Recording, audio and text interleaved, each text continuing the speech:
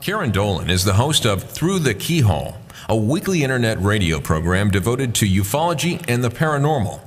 She is interested in the connections between various fringe topics such as cryptozoology, ufology, occultism, and hidden history. Karyn also provides copy editing and transcription services for various researchers and writers in the UFO paranormal field. Please help us welcome Mrs. Karyn Dolan.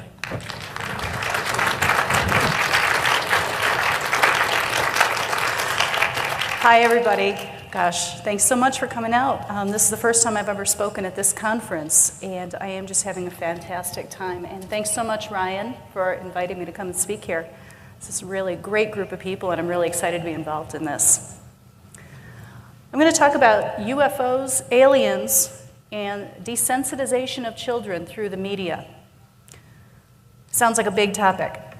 This is actually something that just sort of struck me while I was watching TV with my kids. So this is sort of a down-home kind of thing. Everyone here, I believe, everyone in this room, is pretty much okay with the concept of the existence of UFOs. We're all kind of down with the idea that they exist, they're here, they're not from here, but they're here. So we can kind of jump past that part, right? There's evidence that they've been here for a really long time, thousands of years. And after all this time, even though some groups and some individuals seem to believe that they know everything there is to know about all the aliens, they know why they're here. And we've gone through the whole range. We've gone from people saying, they're here to take us over and we need to have weapons and we need to be ready to fight them off, to they are our space brothers and they're here to help us. And they're here to clean up our environment and they're going to teach us how to be at one with the universe and we're going to take our place in the Galactic Federation. Well, you know what? I don't know that. And I've looked at all the evidence, not all the evidence, that would be huge. I've looked at what I can get hold of and I've thought about it and I've looked at some more evidence and I've talked to people. And I don't think there's enough out there. There's not enough that we know for us to be able to say they're good, they're bad, even that they're all here for the same thing. I don't know that.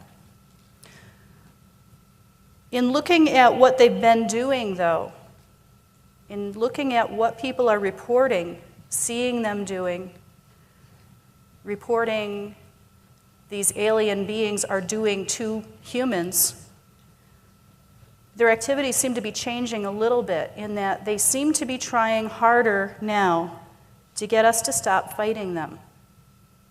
When they come here and they want to do things to us, they used to just grab people out of their cars, grab people out of their beds. Okay, they're still doing that. But abductees these days are beginning to talk more about aliens wanting them to go along with what they're doing. They're trying to get buy-in from the humans. And I'm really having a hard time with this. I don't like it. I would love to know what it is they're trying to do. I don't think we still have enough clues about what exactly they're working toward, but it is kind of creepy that they're trying to get us to work with them, or at least to stop fighting. Here's some of the evidence that they've been here that seems to indicate that they've been here for a very, very long time. 15,000 BCE in France. What the heck are these things, if not UFOs? Okay, we don't have incredibly detailed, well-written, eloquent essays describing them. There probably was no written language then, so they wrote in what they had. Picture's worth 1,000 words, right? That looks like a classic. There's your hat-shaped UFO. There's your triangle, which appears to be in motion. There's a being standing there watching them. 10,000 BCE in Italy. Do these not look like some sort of astronauts? They're wearing some kind of helmets?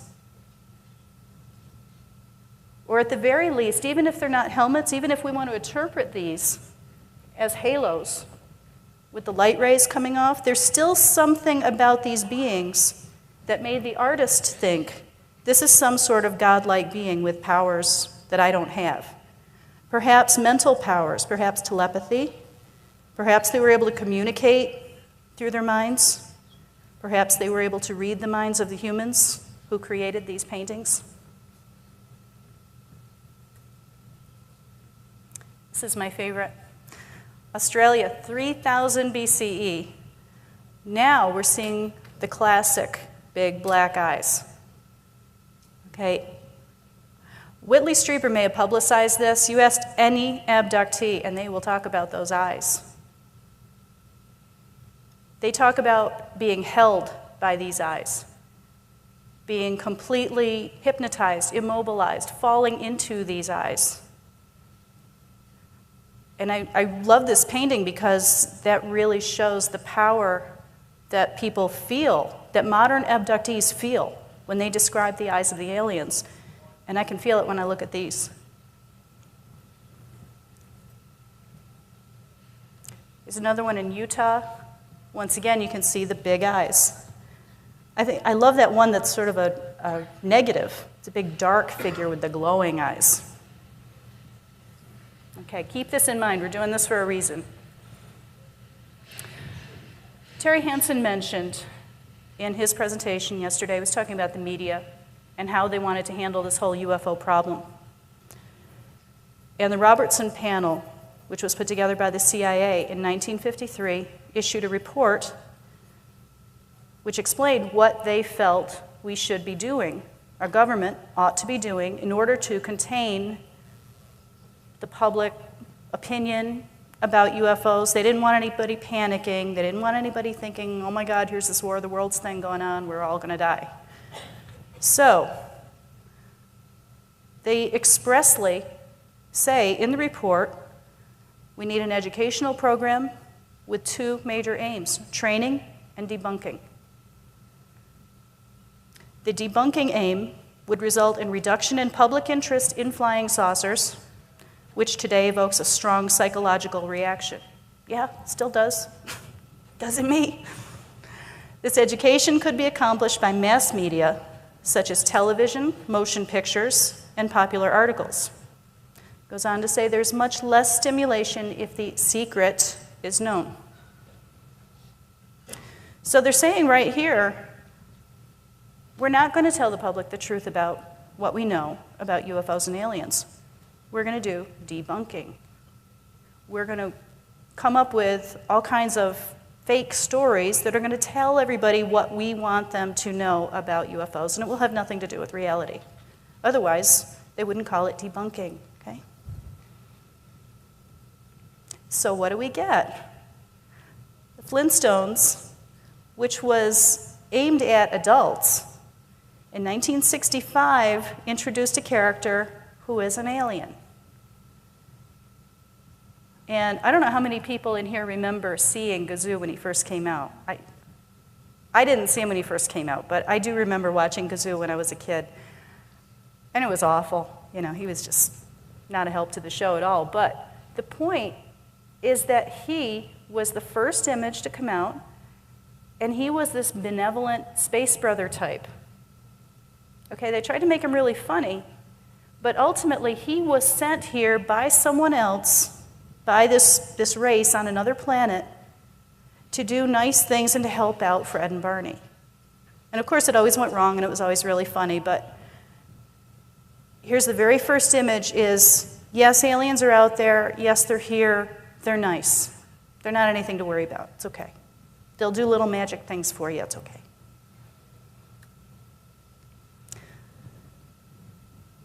You may have noticed that I'm kind of cherry picking here. I didn't make any attempt to make this an exhaustive coverage of everything that was out there, okay? But I chose specific examples that showed a trend, that illustrate points that I wanted to make. Mork and Mindy started in 1978. This was actually a spin-off from Happy Days, which is a show that's about as far away from UFOs and aliens as I can imagine getting. But it was classic Americana. Everybody could look at Happy Days and think, okay, these are like normal people. This is a normal household, normal family. This is kind of like my family probably was in the 50s. You know, you can identify with them. So here comes this alien who tried to abduct Richie Cunningham. And apparently, from what I read on Wikipedia, he was repelled by the force of the Fonz's thumbs. I really wish I'd seen that one. That must have been fun. So Mork decided that, you know, abducting humans really isn't a very nice thing to do. But we do need to know about these Earthlings. So you know what I want to do? He reported back to his superiors. I want to stay here on this planet, and I want to observe people. And I'll give you periodic reports. I'll stay here and I'll watch and I'll live like one of them and I'll tell you what I'm learning. And I can do that because I look like a human. He traveled through time and through space from his 1950s sojourn in Milwaukee on Happy Days, and he went up to the late 70s in Boulder, Colorado, and that's where he lived for the rest of the series. So that's kind of cool. We got time travel, space travel, alien abduction. We got human-looking aliens living among us and reporting back. Anybody creeped out yet? And the really funny thing is this wasn't creepy when we saw it, when we were watching Mork and Mindy. It was just funny, you know? It's just there. 1986, we had Alf. He was cute, he was furry, and he was cuddly, and everybody liked him. He was also a really sympathetic character because his planet was destroyed. And he came here, and he crashed on this planet, so right away we want to help him. You know, right from the start.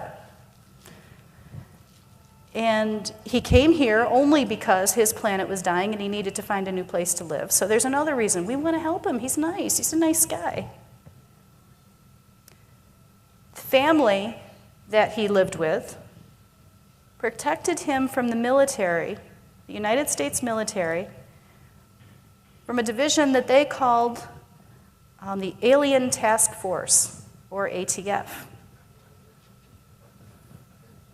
Okay, I hear chuckles, so I'm not the only one who got that then, okay? Most of this series was spent with the family trying to protect him from the ATF. They're trying to hide this alien because the ATF wants to come and take him away. When they finally decided to end the series, in the final episode, the military did come and get him, and they did take him away to a facility that was described very much like Area 51.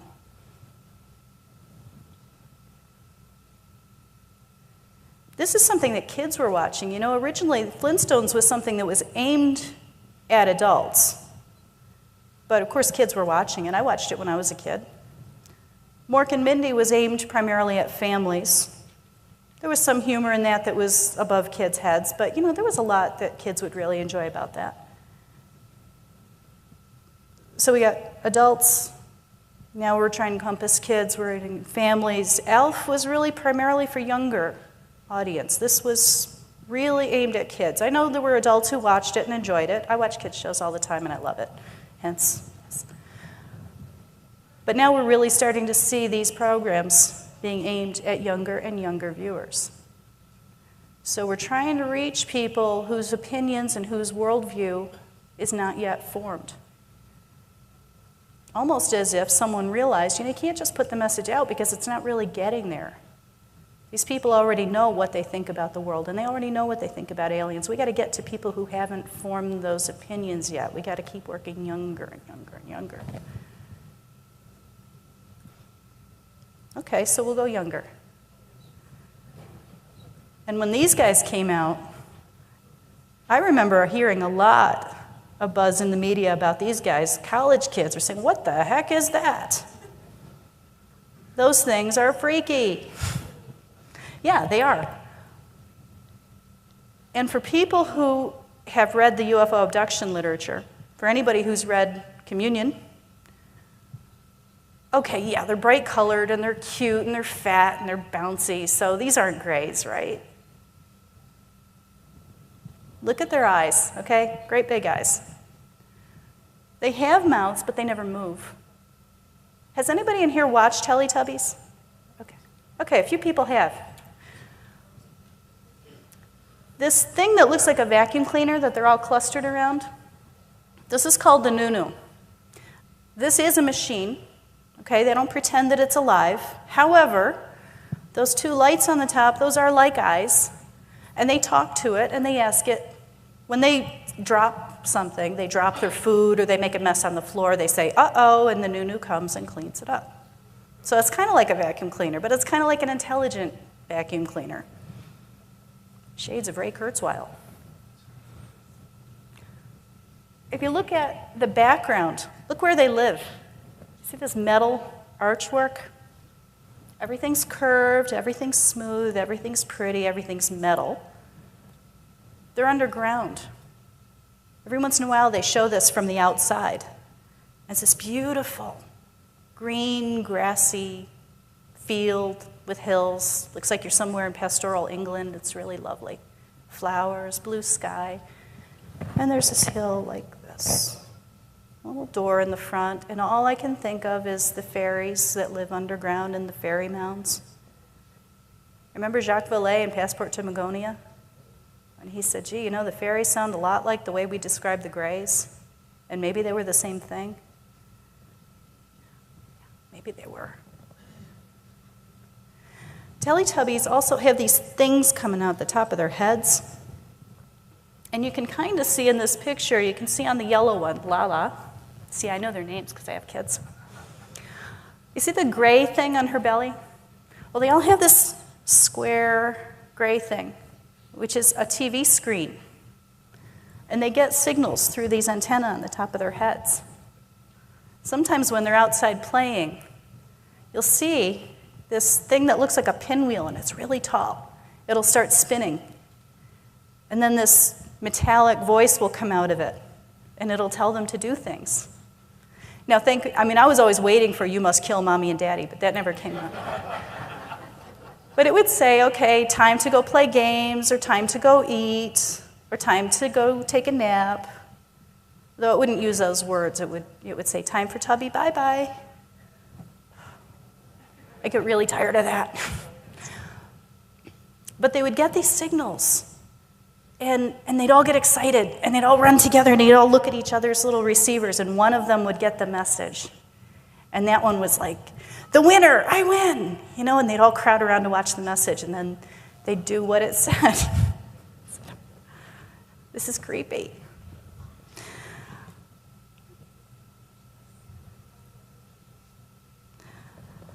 So they have these huge round heads, like grays.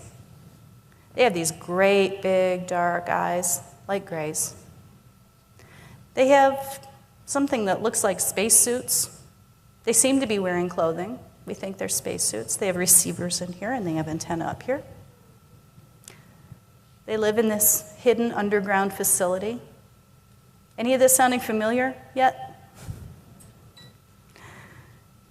There's this intelligent machine that appears to serve them. Then there's another intelligent machine, of course, that orders them around and tells them what to do all the time. The sun in the sky has a face on it. That's like a baby face. So there's another big round head with kind of big eyes. Only, this is a human baby face. It's just bizarre that it's up in the sun.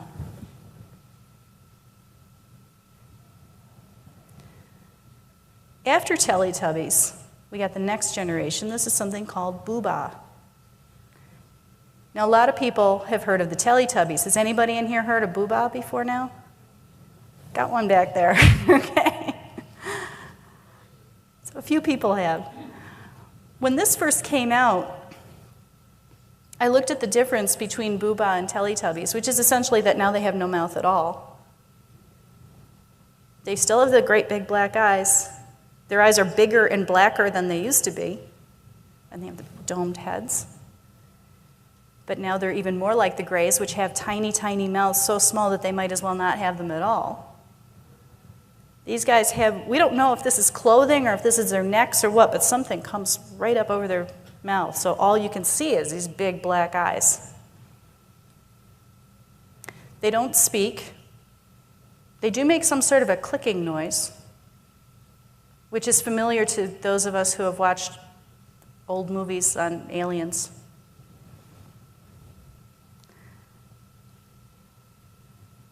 They're less human than the Teletubbies in appearance. So we're kind of moving away from things that are like us and toward things that are like what? What are we showing our kids? Okay, they're fat and they're bright colors. But aside from that, there's not that much to distinguish them from the grays, really. They have no longer any mouth at all. When we see them, they're inside a craft. I'm going to show you a video clip of this, so you'll see it in a minute.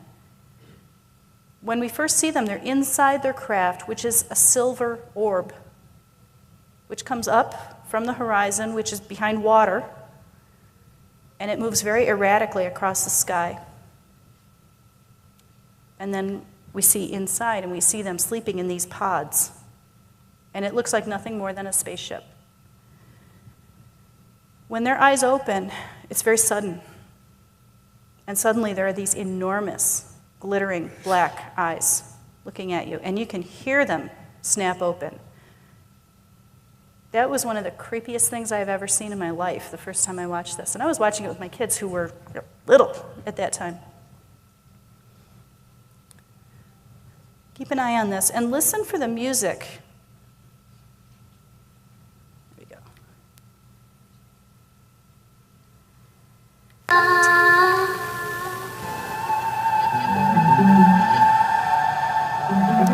This is at the opening of every episode of Booba.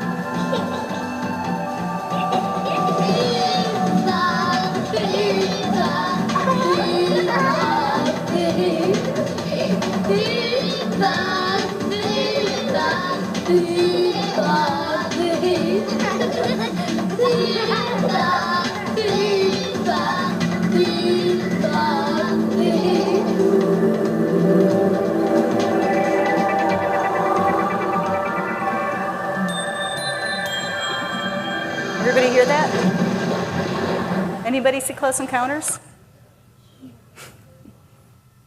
Do you think they meant to put that in there?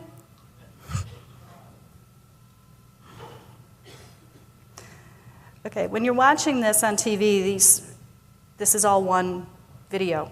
We split it into two to make it easier on the video presentation.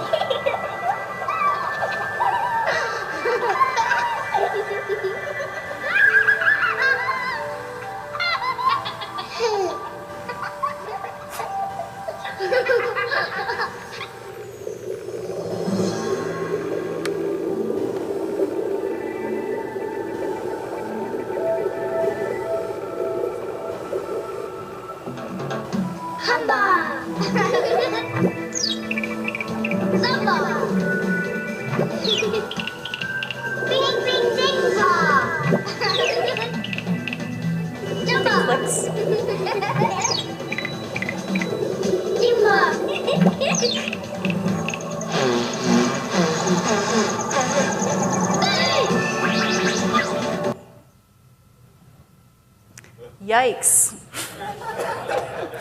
I have to tell you guys, the first time I saw this, my kids are watching TV. They were little. This was several years ago. And I was like doing laundry or something. I don't know. I was working around the house, just keeping kind of one eye on what they were watching. But it was PBS. I don't have to worry about what the kids are watching on PBS, right? It's like Sesame Street. This is educational. This is good for them. So I'm walking across the room, probably had a basket of laundry in my hands, and I glanced up and saw this, just as their eyes popped open. Next thing I know, I was backed up against the back wall of the living room. I said, you know what, turn that off. Let's go outside.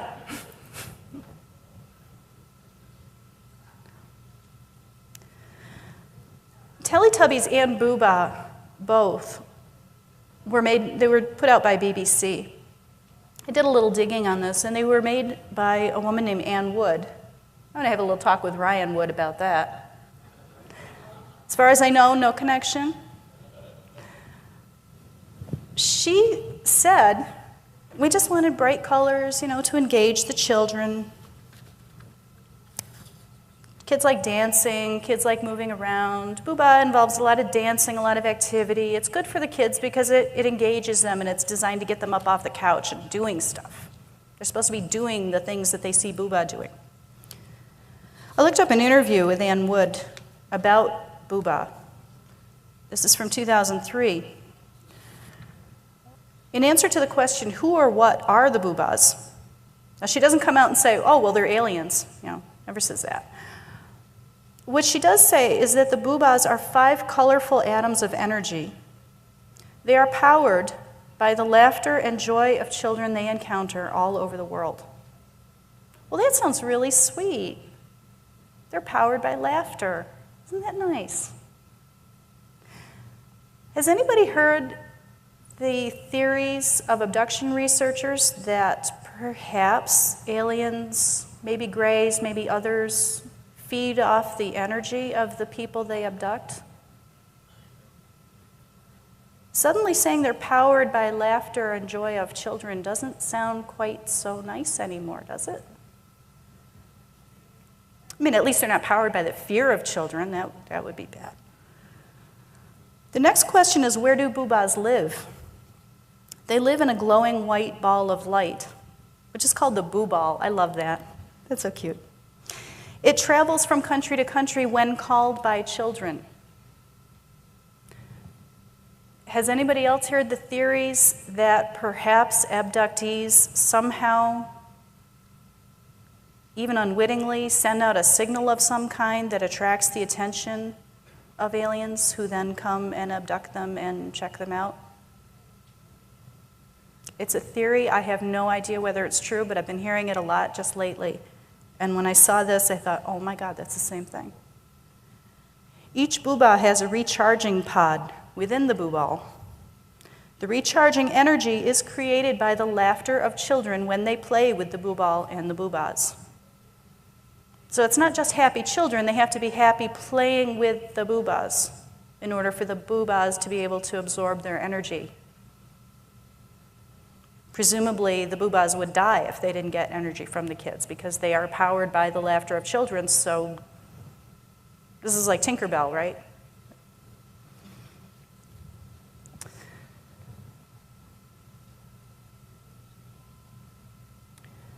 In 1994, Leah Haley published a book called Cito's New Friends. This was a children's book. And this was designed to introduce children to the concept of aliens, to introduce them to grays.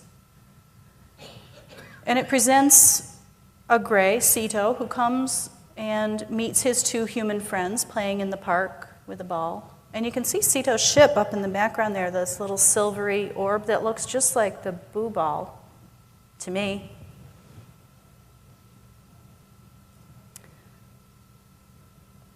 The book goes on to show Cito inviting his friends to come away with him for a ride. And they go. And they go have a nice little ride in their spaceship, and they all have a really wonderful time, and then he brings them back, and everything's lovely. So what kids are going to be learning, now admittedly, this is not mainstream publication. This is a pretty specialty kind of book. It's not like what's going on TV, except doesn't this image look just like the beginning of Booba? I mean, there's the silvery ball coming in, there are the kids playing in the park. It almost looks like it was lifted from the Booba image. Only now you can actually see the gray alien in it. So what kids are learning is, if you're playing in the park, or presumably if you're asleep in your bed, and somebody who looks like this comes and invites you out for a ride, it's fine. You can go ahead. Okay, there may not be a lot of parents of very young children who watch Teletubbies in this room right now, but I bet there are a lot of parents, and there are a lot of aunts and uncles and cousins and brothers and sisters. Is anybody here okay with the idea of kids being told if somebody you've never seen before but who kind of looks like this comes and tells you to come away for a ride, it's okay to go? Actually, I don't care what they look like. If you don't know them, it's not okay to go. If I don't know them, it's not okay to go. But the image these kids are getting from Booba and Teletubbies, and from this, and from a lot of other media, you wouldn't believe how much stuff is out there. After I gave this same presentation in Roswell this summer, I thought, well, I got a couple of little TV shows to talk about. There's not very much out there, but here are a couple. You would not believe how many people, and several of you are here in this room, and thank you very much, but people have sent me books, you have sent me videos, you've sent me information about TV shows, the networks they air on, what time they air. There's a Saturday morning cartoon that I'm still trying to locate. A couple people have told me about this. And I have not gotten the title of it yet, but somebody was watching cartoons with his grandchildren one Saturday morning. They turned on the TV in the middle of a cartoon, and there's this praying mantis, this big, standing over two little kids who are very happily working away at a computer, learning something. They didn't grasp what these kids were supposed to be learning. Everybody's very happy about it. And I just about flipped. This guy said, you should have seen it. I was trying so hard to find out what it was called or where they were headed with this, but he only caught a few minutes of the cartoon. But if stuff this blatant is out there, what on earth are our kids going to grow up thinking? And so many parents, we don't know what the kids are seeing on TV. How many of us sit down and watch Saturday morning cartoons with our kids? How many adults really want to sit down and watch Saturday morning cartoons? And to be honest, I don't think my kids want me doing it with them anyway. It kind of sucks the fun out of it when mom's there. But see, they're going to see these images and think there's nothing wrong with a 6-foot-tall praying mantis teaching kids stuff on a computer. Anybody in this room is hearing this image and saying, oh my God, I know what that is. And I don't necessarily want people teaching that to my kids. There's Cito. He can't talk with his mouth, he talks with his eyes. Doesn't he look like Booba?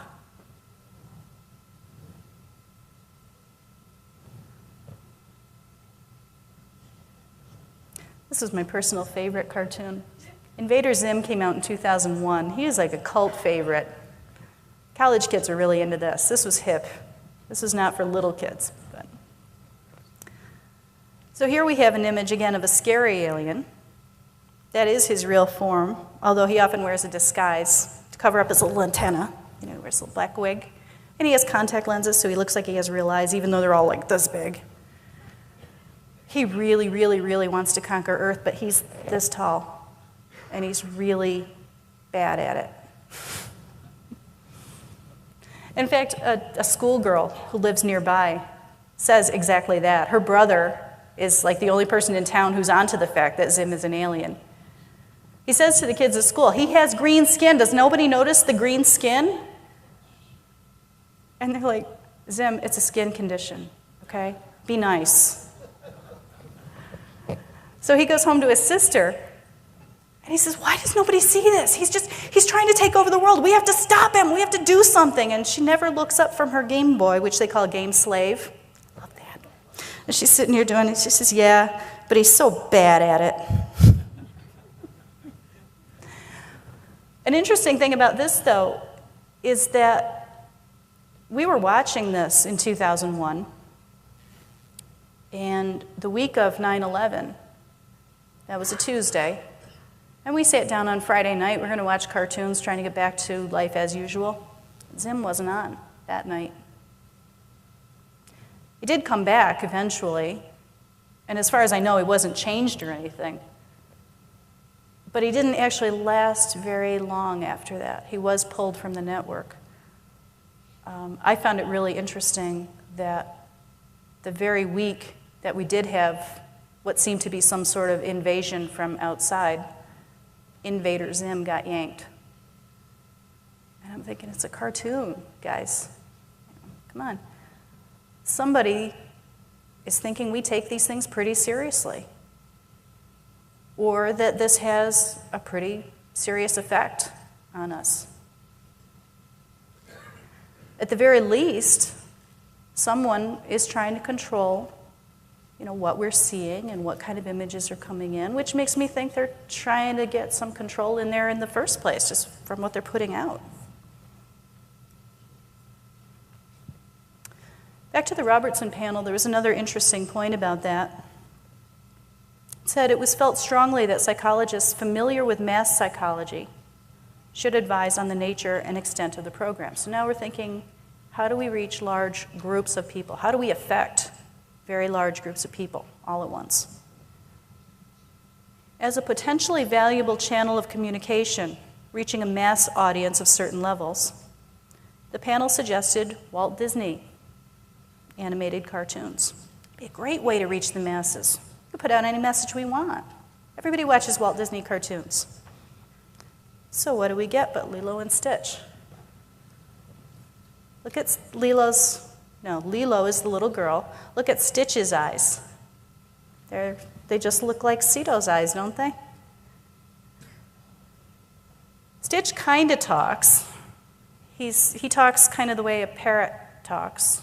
I mean, he can express his own thoughts, but he's not very clear, and he'll use like a word or a phrase at a time. He doesn't do complete sentences or anything.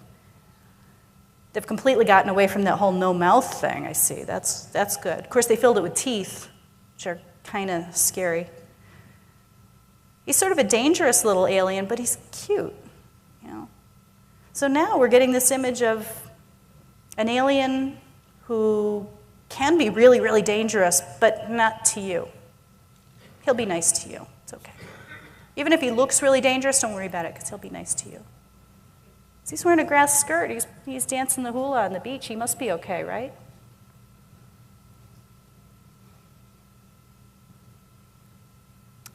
So we have all these faces. These are all images that our kids are getting, except the one on the bottom, of course. Probably a lot of us try to not put that out where the kids can see it. But they're all awfully similar. They all have almost the same eyes. Even the Teletubbies have the round eyes. They don't have the almonds, but still they're big and they're dark and they just look like they're wearing those little space suits. Then we get into the toys. Christmas is coming, so we're getting 1 million commercials for toys. Has anybody seen these Bratz toys? Okay, the eyes are the same, and they have the great big heads on those skinny little bodies. The difference is the lips now. They're starting to look a little more human. These have hair and lips. Okay, so that's like the difference. There's an interesting photo that I want to show you in conjunction with the Bratz toys, which I got through Paola Harris, and I believe it originally was taken by a gentleman in Italy. I don't have the name of the original photographer, but it's supposed to be of an alien-human hybrid. Take a look at that face, and then look at the Bratz toys.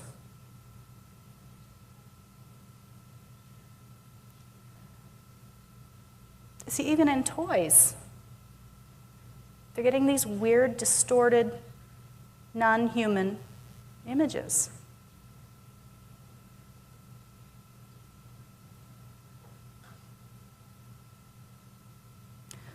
Okay, so the images are everywhere. Why would they be there? Okay, why do this at all? They obviously want to have some effect. And they, who's they? Who's doing this?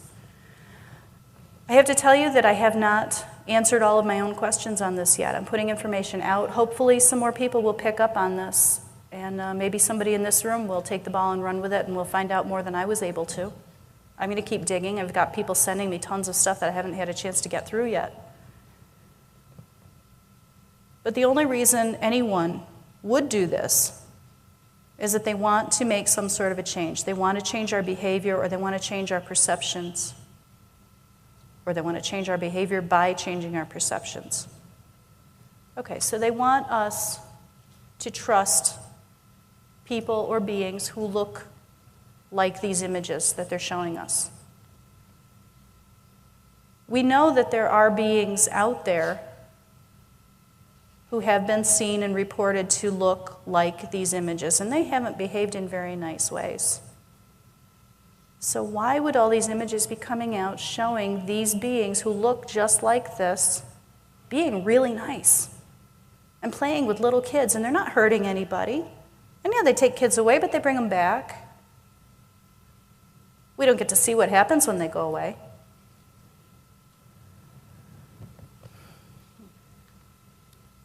It bothers me that they're moving toward trying to affect younger and younger and younger children. Ignatius Loyola said, "Give me a child until he's 7, and anyone who likes can have him afterward." It's really hard to change your early perceptions. And somebody understood that. Because in the early days, when they tried to talk to adults, somebody realized that adults already have their worldview pretty well set. I mean, we can learn new things, but it's really hard for us to change the way we see the world and the way we think about things, about anything. It's hard to change an adult's mind. Children's minds are still forming, and the younger you get them, if you can implant your ideas before anyone else gets in, you're set. Now it's going to be hard for adults to teach their kids not to go off with the grays.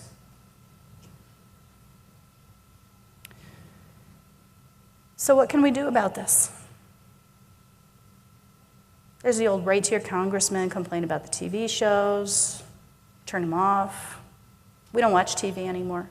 My kids are too old for Teletubbies anyway. It's not really an issue. There are lots of other shows out there. There are a million other shows, and there are more coming out all the time. I'm not an advocate of saying nobody should be making these shows and nobody should be putting them out. What I do think is that parents ought to be paying attention to what their kids are doing, what their kids are watching. I've had a couple people ask me, okay, so what can parents do to protect their kids from this? Sit down once in a while and watch TV with your kids. You know, take a look at what they're seeing.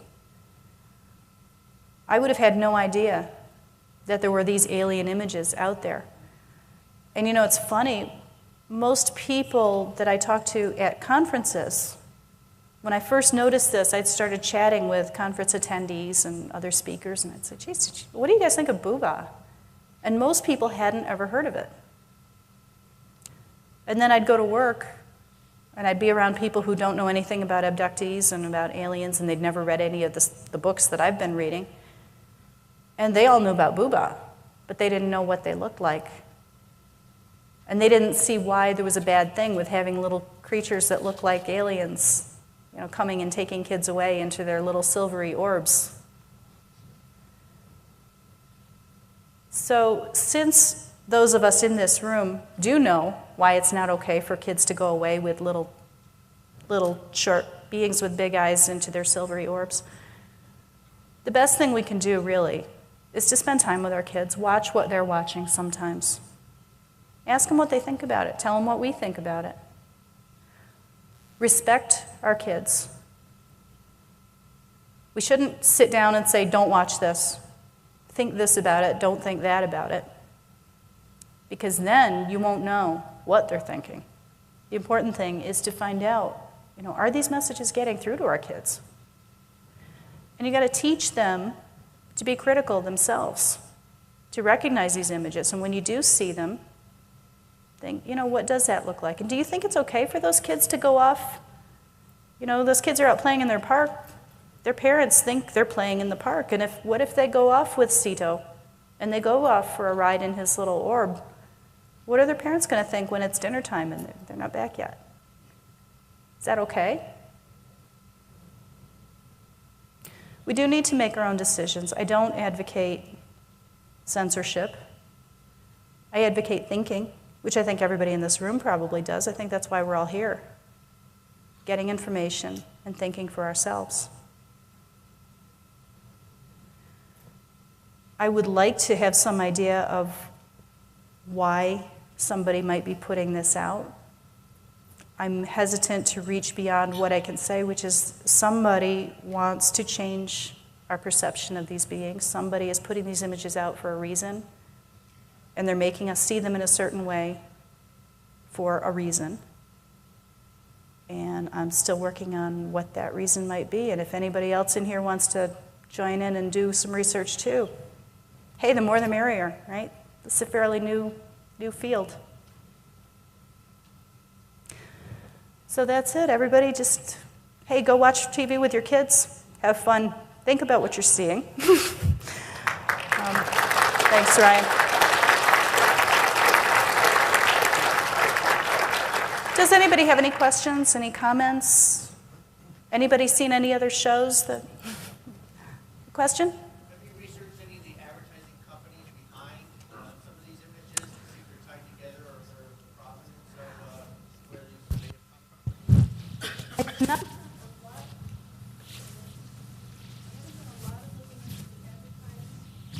Most of the shows, I was concentrating heavily on Teletubbies and Booba, which were aired on PBS. So there wasn't a lot of advertising involved with those. And actually, I thought that was that was an interesting aspect of it, was that this was supposed to be, public TV and supposed to be good for kids and educational and all this, and this is where I was seeing the images come up first. I don't know about the advertising. However, right after this presentation, Peter Robbins is going to be coming on talking about exactly that. So I would stay right where you are and listen to Peter. Any other questions? Yes? Interesting talk, thanks. Thank you.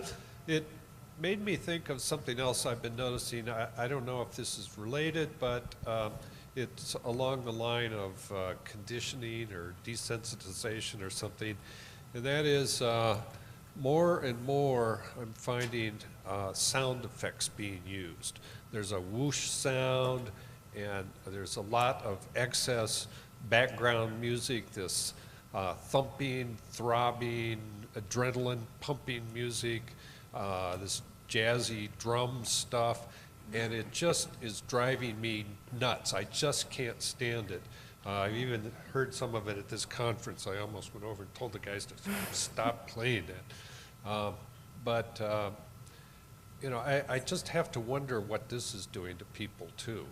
Well, there's a whole science in the effect of sound on humans, psychologically and physiologically, and I can bet that Madison Avenue and not only the people who work on advertising, but on any TV programs, know exactly what they're doing when they put music into the background of things. It's not something I've studied per se, so I can't really go into great detail on it, but yeah, I'm sure that they are specifically using those effects when they put it in there.